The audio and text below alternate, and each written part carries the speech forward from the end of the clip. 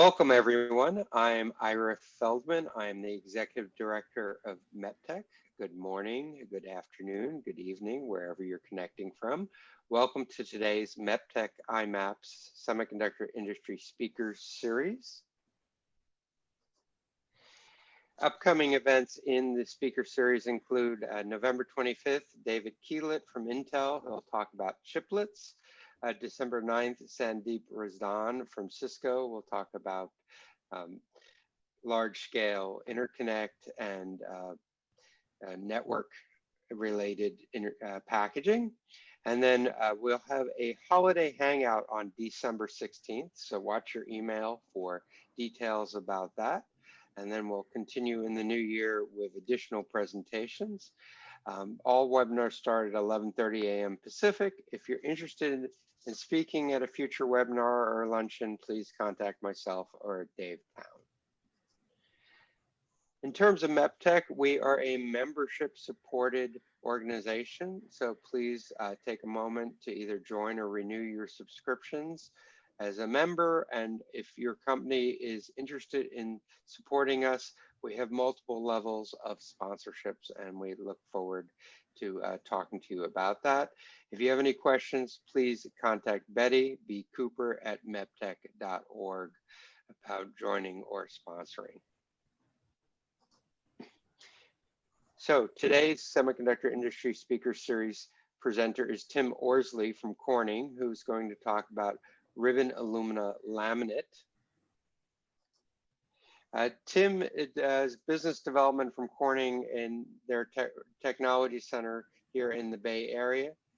He's done that for about 12 years. Prior to that, he was at Agilent / Avago, which is now Broadcom, working on mice and image sensors after spending many years in the storage industry, including iOmega and Quantum, doing technical marketing and product planning.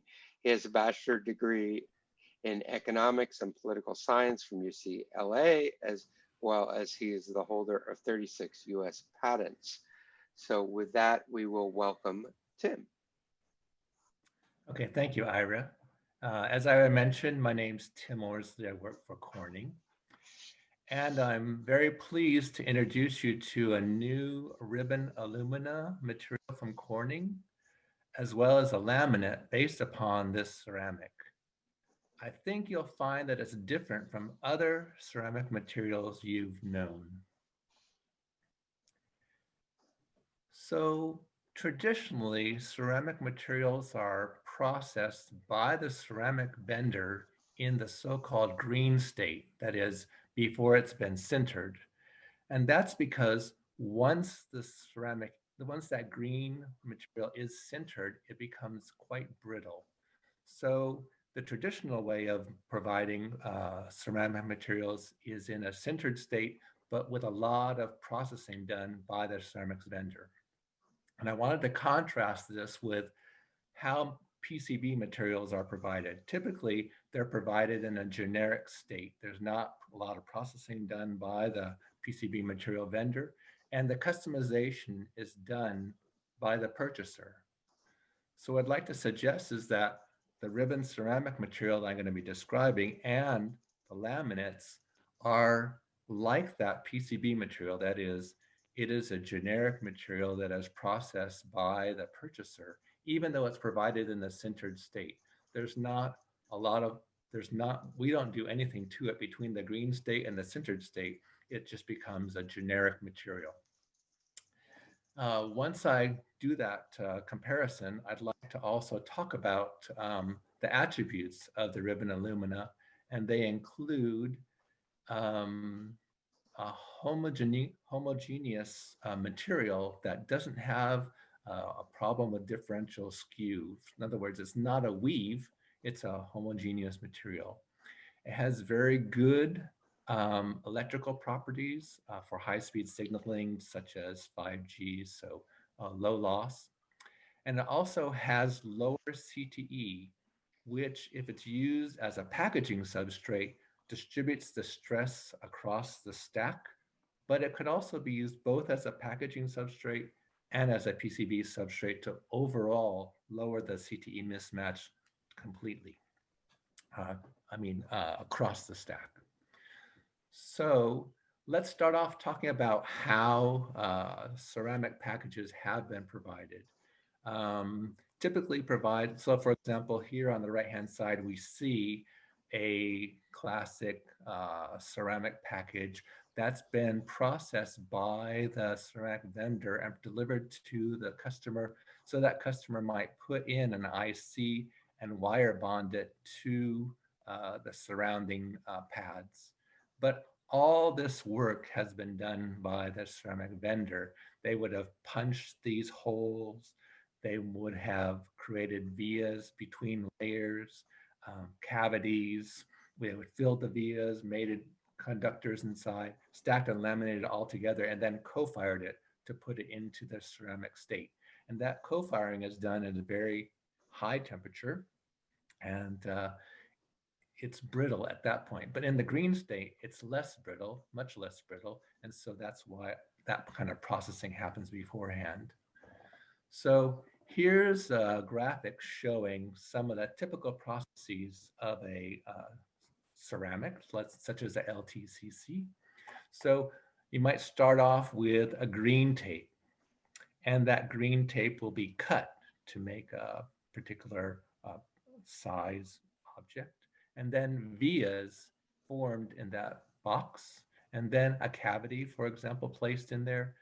The vias filled with conductive material, traces printed, collating of multiple such sheets, and then a lamination and co-firing. So all this happens before it's by the ceramic vendor before it's delivered to the customer, because then when it's in this co-fired state, that's when it's in a brittle state.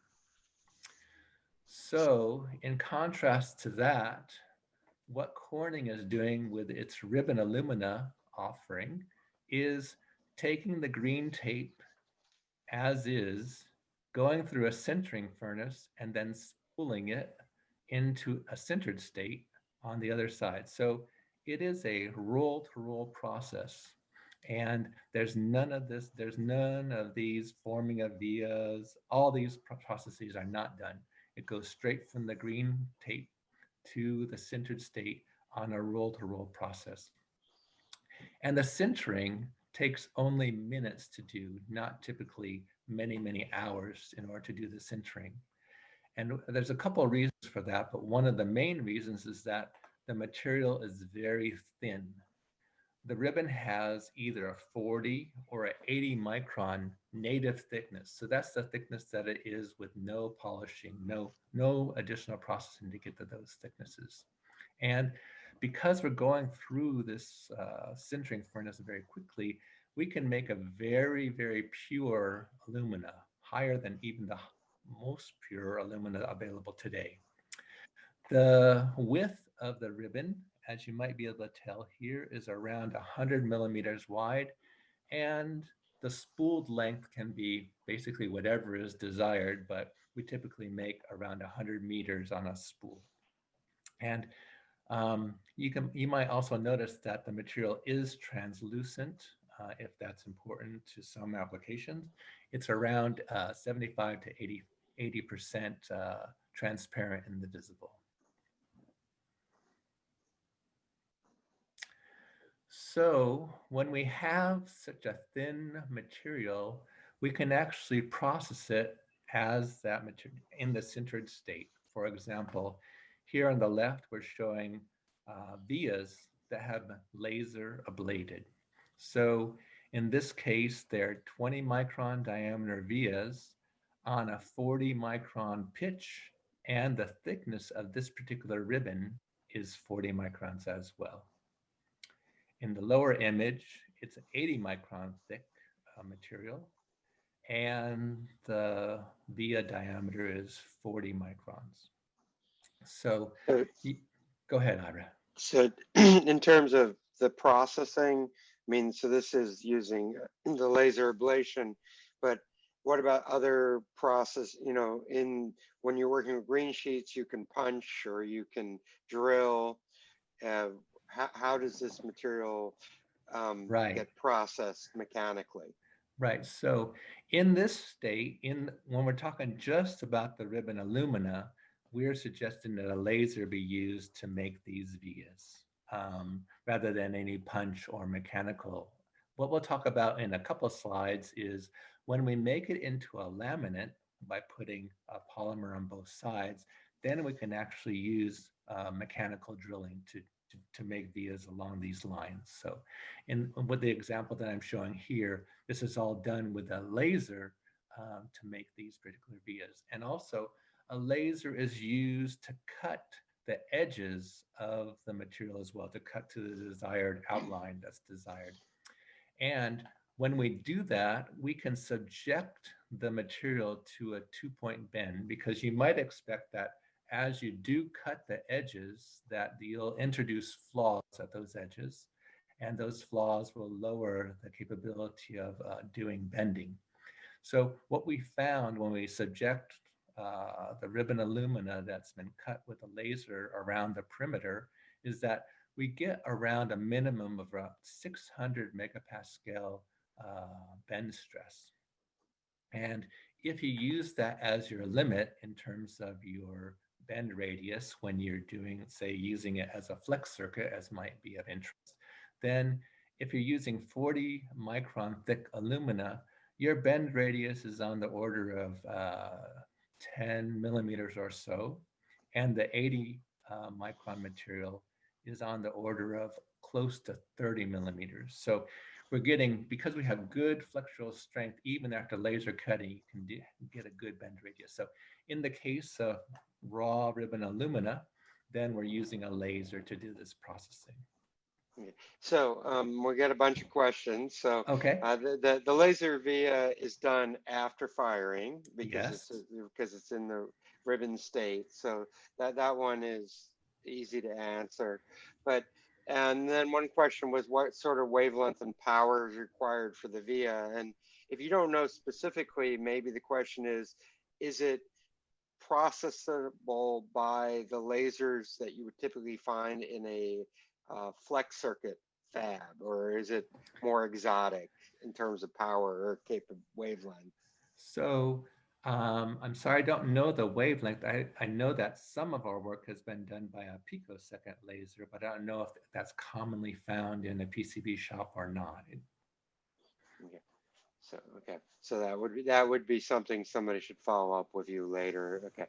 And then there was a question. I know you're talking about mechanical drilling after it's laminated, but could you still process the ribbon alumina? Somebody asked diamond tip drill and slow milling in this state if somebody really wanted to. So what we found is we're much more successful with a diamond tip drill when there's a polymer applied to both sides of the material. And I'll show an image here, if I might, in terms of the stack that we're suggesting, is that when we have I want to be able to point out to you here.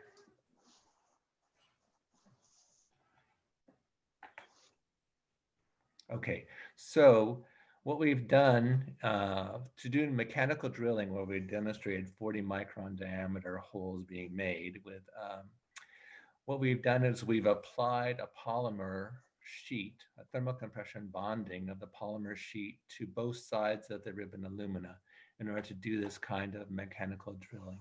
And so we've also, in that same stack, applied a copper foil, ultra smooth copper foil to both sides in order to get a copper clad laminate. And we've done peel strength testing of this and found that in that condition, we're getting about 1.3 newtons per millimeter peel strength.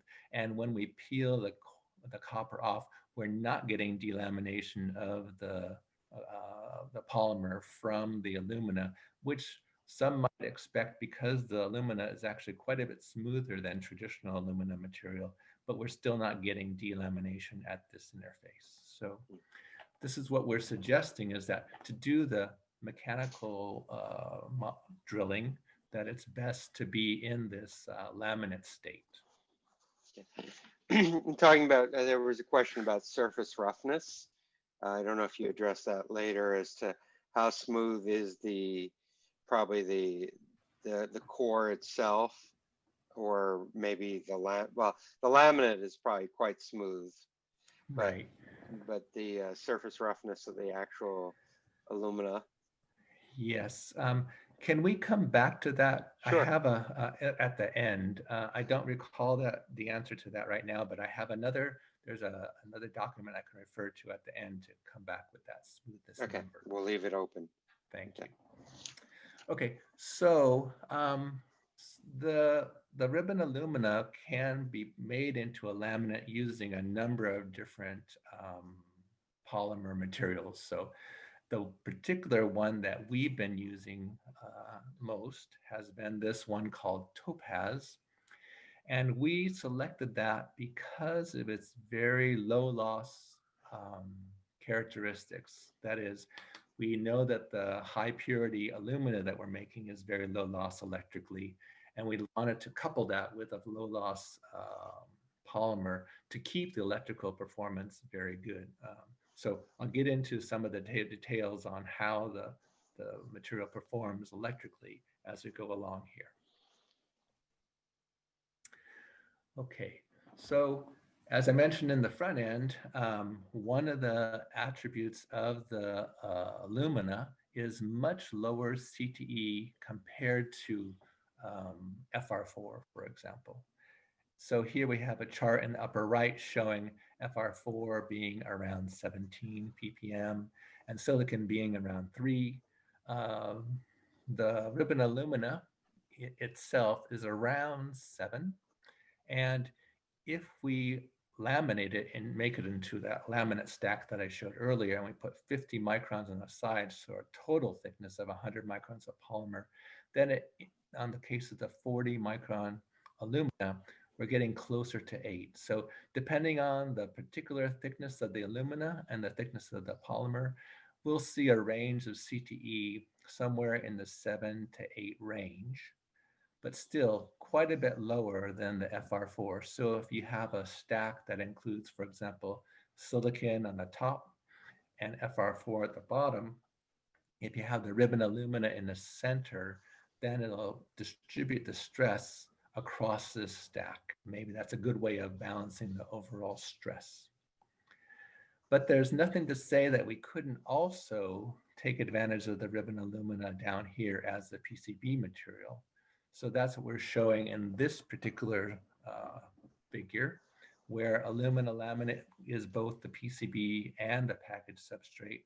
And what we're doing by this particular approach is greatly reducing the overall CTE mismatch across the entire stack. One of the limitations that the ribbon alumina offering currently has is its width. So as I mentioned up front, where our ribbon alumina machine makes alumina that's 100 millimeters wide. But we recognize that PCB panels are much wider than that. For example, 18 by 24 being a very common panel size. So what we've done and what we offer is to place 6 strips of the ribbon alumina side by side and sandwich that with single pieces of polymer on both sides to create that 18 by 24 inch panel. So that's one way in which we can achieve the standard panel size while our width is so limited. We're planning on doing wider widths over time, but this is the width that we currently have that the machine can make. So we had some questions about the polymer and relating to probably the last slide with the CTE. Okay. What was the temperature property of the polymer? I mean, so yeah, obviously it can go through the reflow process. That's one of the things that we, it's important for this particular application is be able to go through that process. Got it. Okay, good. One of the other things that the ribbon alumina provides is good dimensional stability. So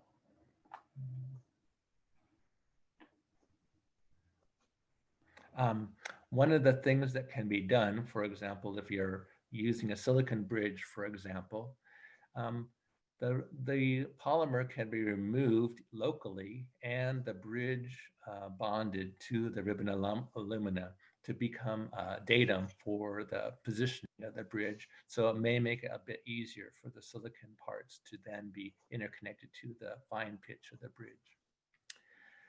Another thing that I had mentioned earlier was that the ribbon alumina is a homogeneous material. There's no weave. And so there's no need to try to do any type of routing or 45-degree clocking of the material in order to avoid differential skew because there's no weave. So there's consistent loss across all areas of the circuit board. In terms of electrical performance, we believe that it has attractive attributes for both the package substrate applications, such as 5G antenna in package, as well as PCB. The loss tangent of the alumina alone is similar to that of the loss of a laminate. And so what we're showing here is the loss tangent of the alumina ranging from around 10 gigahertz to around 55 gigahertz. And it's pretty flat across that range at around 10 to the minus 4. In case of the dielectric constant, the thickness of the polymer makes a bigger difference. And so if you, for example, use 50 micron thickness of polymer on both sides of the alumina and you have a 40 micron alumina thickness, then you get a dielectric constant around 3. The dielectric constant of alumina alone with no polymer is closer to 10. And we expect that these kind of electrical performance that you're seeing here will not be heavily influenced by the environment. That is, we don't expect significant water absorption from the material because the alumina itself is a very dense network, very low porosity and a closed network. And we also, the particular polymer that we're using is also low absorption. So we don't expect that environmental factors will degrade the electrical performance you're seeing here. In terms of flatness, one of the things that comes with the thinness is very good flexibility, as I was mentioning earlier. And one of the ways in which the flatness can be even further improved is to either use a temporary carrier or to use a vacuum hold down. So when it's important to be particularly flat, for example, when you're patterning any copper clad or making buildup layers, then having it on a carrier or using vacuum hold down to maintain its flatness is a good thing. And you can match the CTE of the ribbon alumina with a CTE of a heat spreader. So here is an example of the CTE of the ribbon alumina laminate. And here's a traditional alloy that's used as a heat spreader. And the kind of thermal conductivity you can get from this is around in the 150 to 200 watts per meter Kelvin range. And so you can imagine a box structure with good stiffness where the CTE of the heat spreader matches that of the laminate. So that is good for a bow and keep maintaining flatness. So in that one, you talk about prior to the ball grid deposition, but how do you do the deposition if you put the parts dead bug in the heat spreader, but if once the laminate is combined to the heat spreader, you can't do anything with the balls. Or is there something? So I'm just saying that not these balls here, but rather the balls to the PCB. The BGA versus yes, the C4. BGAs. Okay. Yeah. And there was a question about the CTE difference between the solder balls and the aluminum laminate, but I'm not really sure the importance of that question because it's the CTE difference between the aluminum laminate and the next interconnect layer, either to the silicon or below, I think. But the question was asked. I don't know if you know the difference there. I don't know the differences, but I don't know the difference of the solder ball TDE compared to the ribbon aluminum laminate, I'm sorry to say. Right. Okay. Okay, so in terms of the thermal performance, the ribbon alumina has a relatively high thermal conductivity of around 36 watts per meter Kelvin.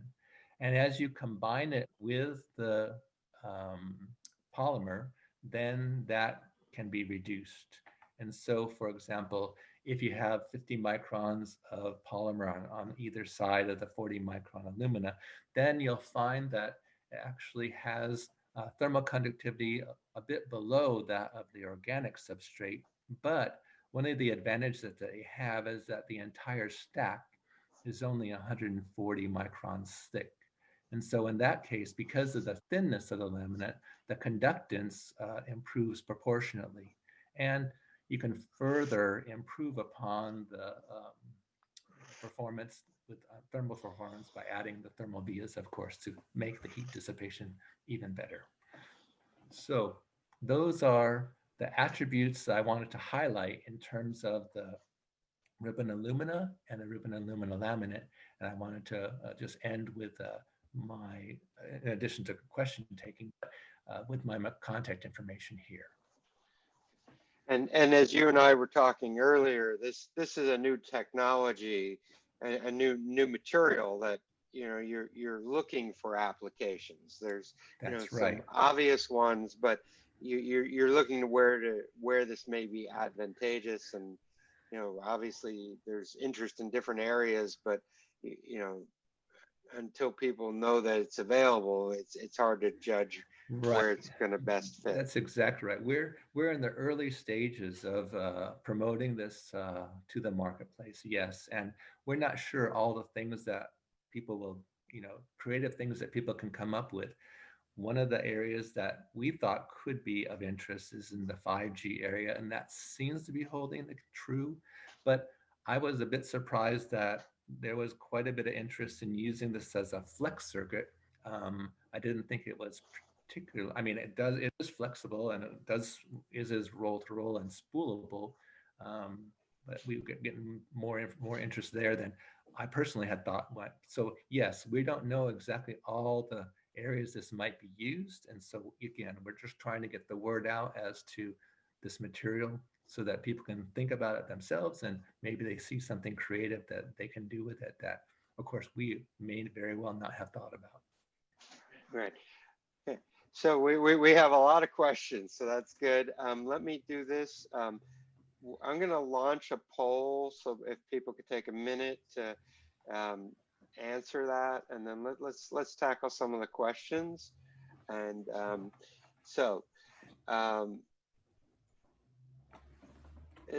there's two on sort of material specs. The first is the surface roughness, and I think you were going to go look that up. Yeah, And I'm gonna stop sharing for now while I look yeah, those that's up. fine. Yep. And the other one is related to dielectric strength. So is the dielectric strength of the non-laminated ribbon aluminum scalable with respect to general alumina? Like general alumina has dielectric strength around 14 kV per millimeter. So is it for the 40 micron thick, is it 0.56 kilovolts? I mean, so, and then probably related to that is if you use the 80 micron thick, is it double that, So, but, so those are two material properties questions, and then we can dive into some of the other ones.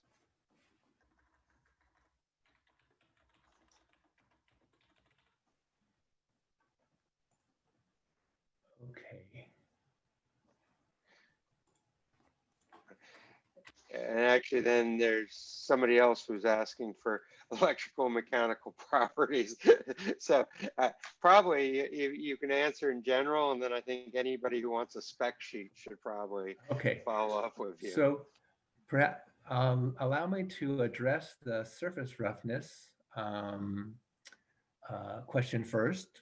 And I'm referring to an article called Flexibility Matters, which was written by some of my colleagues and was published recently. And This says, as a result of the fine grain, native surface roughness RA retains at 30 to 50 nanometers. So that gives you an idea of the smoothness or the roughness of the material. Okay, so I'm sorry, Ira, could you repeat the question? The next question was in regard to dielectric strength. General alumina, I think it scales with thickness. So general alumina, according to the person asking the question, is like 14 kilovolts per millimeter. So what's the dielectric strength of the non-laminated lamina, and does it, if you probably go from 40 to 80, does it double? Or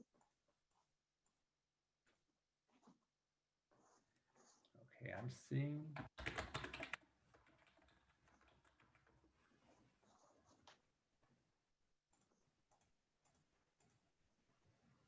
Okay.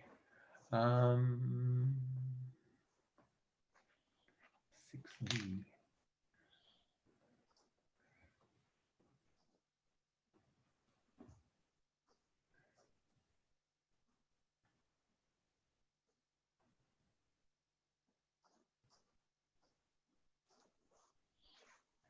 So I have DC breakdown strength kilovolts versus temperature. So at room temperature, the 40 micron material is roughly 10 kilovolts.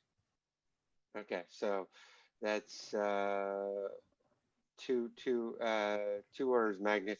So I think they should follow up with you directly, because the orders, it's off by a few orders of magnitude. It's better than what they were expecting. So I think you guys should talk about it offline. Okay, thanks. And then there was a question about applicable to automotive power. Interested in voltage breakdowns for hundreds of volts, 1200 volts. I mean, I don't know how far you've characterized this material, but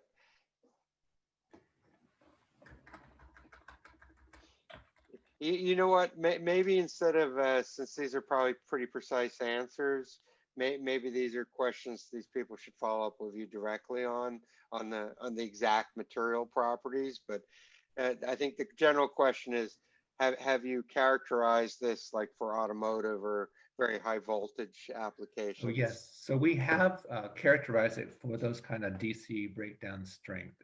Okay. So yes. Okay. So I should be able to. I'm hopeful that folks will follow up with me and I can get those detailed answers to them. Okay.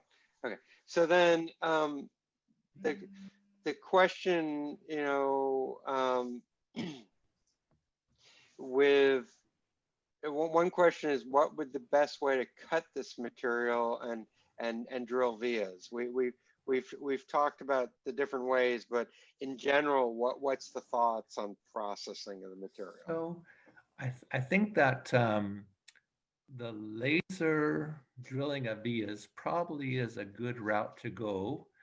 It's not that it cannot be done mechanically, but there are certain advantages to laser in terms of tool wear out or lack thereof. So it probably has some advantages to consider the use of a laser, even though mechanical drilling is certainly viable. And we also in the outline, when we made the outline of the material that went into a 2-point bend test, we did it both with mechanical drilling or mechanical outlining as well as laser outlining. There's not a huge difference there. It's really, in terms of the resulting strength, the real difference really has to do with the tool wear. Because of the brittleness of the alumina, there's some advantages of using a laser for that activity. Okay. Okay.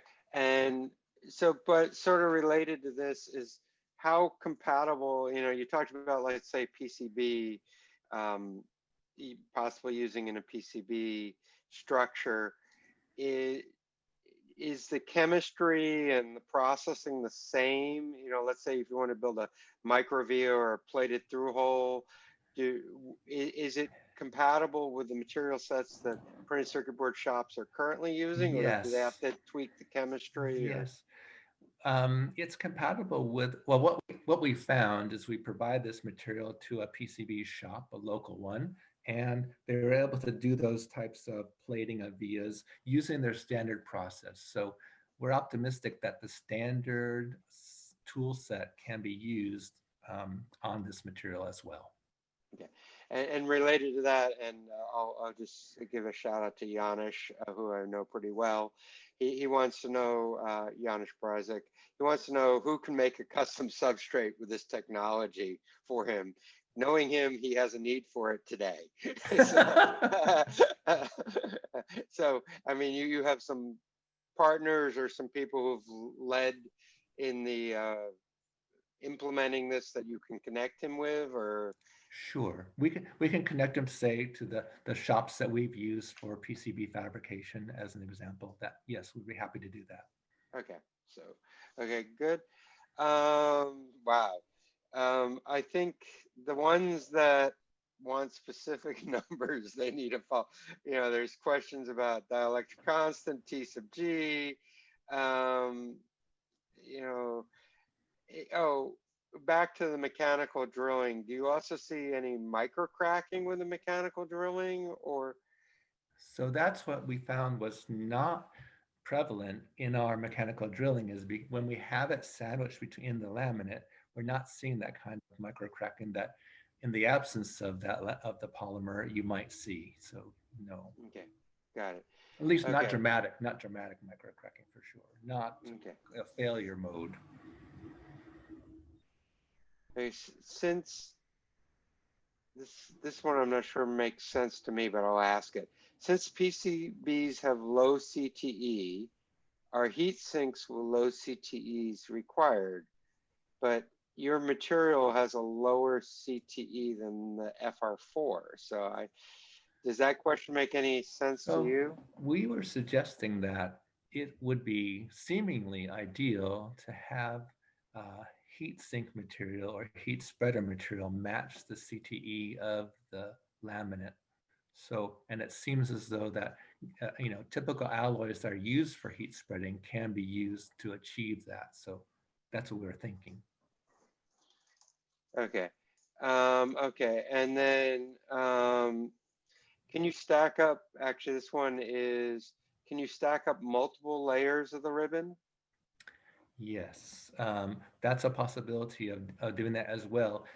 It is at least with the particular polymer we're using, it's thermoplastics, and we can actually do the thermal compression bonding with a multiple cores, if you will. Yes. Okay. Okay. Oops. Oh, okay. Um, Question, I think alumina laminate seems very attractive as PWB material, but will there be an issue if both package substrate and PWB are made of alumina laminate in terms of CTE mismatch between BGA solder balls and alumina laminate? It would seem that the BGA solder ball is relatively small compared to the overall size of the PCB. And so there would be mismatch in terms of CTE there, but it's extremely localized. So seemingly would not be a huge issue to have that kind of mismatch. Okay, got it. Okay, okay. This is back to lasers. Can we use CO2 laser for via formation? I don't know if you have any of the specifics on that. I'm sorry, I don't know what kind of laser we're using to make those vias. I apologize for that. Okay, okay. Then there was a question about CTE. One typically talks about the modulus too. So I'm assuming you have the specific, Young's all the different mechanical properties of the Yes. material. Okay, so that should follow up directly. Are you familiar? Wow, we've got all the engineers on today's call, but question was Corning's 3YSZ. I don't know if you know what yes, I'm material familiar that with that. has had 2.3 kV breakdown at 20 micron thickness. So the other may be reasonable. Right. So, So the first material that we made on this ribbon ceramic machine was the zirconia that's being referred to. And so the comment there is that the value of 10 kilovolt at 20 degrees C breakdown voltage may be reasonable given how it worked for the 20 micron thick zirconia. Okay, got it. Another one on the thickness, you talked about stacking. You've talked in the presentation, you have 40 and 80 micron thick. Could you conceivably make the material thicker? Or what's the max of available thickness? Right, so I believe we've made it at 120 microns thick as well.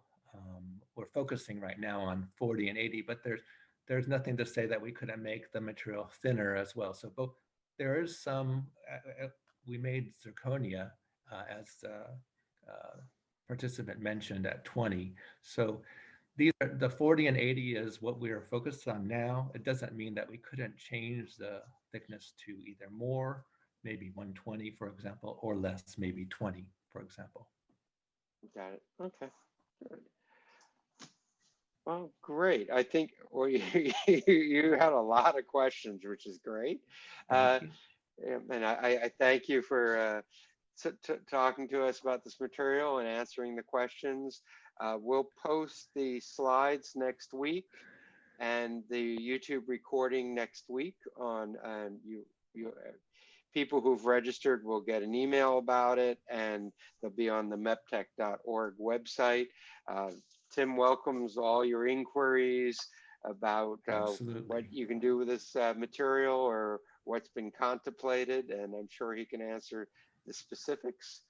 And so thank you very much, Tim. Thank you. Thank you, Ira. Yep. And so a reminder, the next Semiconductor Industry Speaker Series will be on November 25th, David Keelet from Intel, and then mark your calendars for December 9th for Sandeep Razdan from Cisco, and our holiday hangout on December 16th. And with that, I want to wish everybody a good rest of your day, and thank you for joining us. We look forward to having you participate in a future webinar. Thank you.